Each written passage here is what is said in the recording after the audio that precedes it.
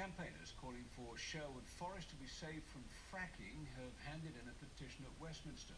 More than 250,000 people have signed to say they want the process banned. But the chemical company planning to test for shale gas in the area say the work is safe and won't take place in the forest itself. Emma Hutchinson has more.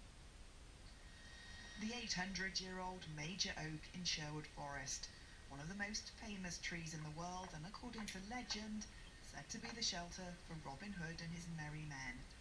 But now another battle is gearing up over the possibility of fracking in this area.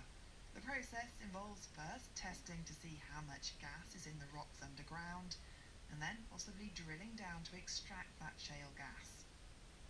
Today, campaigners came to Westminster to hand in a petition signed by more than 250,000 people, saying they don't think it's safe and it should be banned. We think this is outrageous. Sherwood Forest is obviously an absolute heritage icon.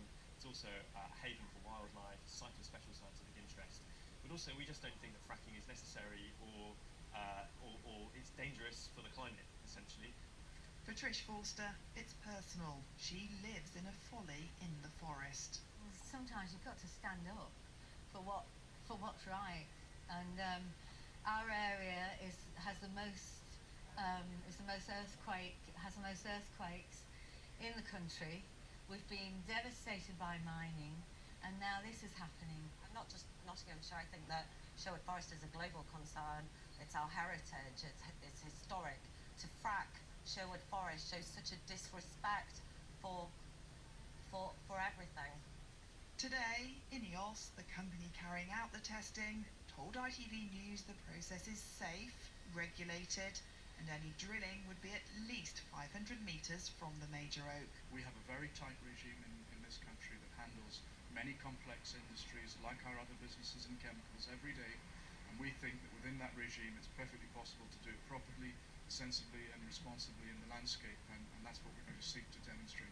But, like Robin Hood versus the Sheriff of Nottingham, this is a fight that looks set to go on and on. Emma Hutchinson, ITV News, Westminster. The trust that runs Grantham's A&E unit has revealed it still hasn't recruited enough doctors to reopen it fully.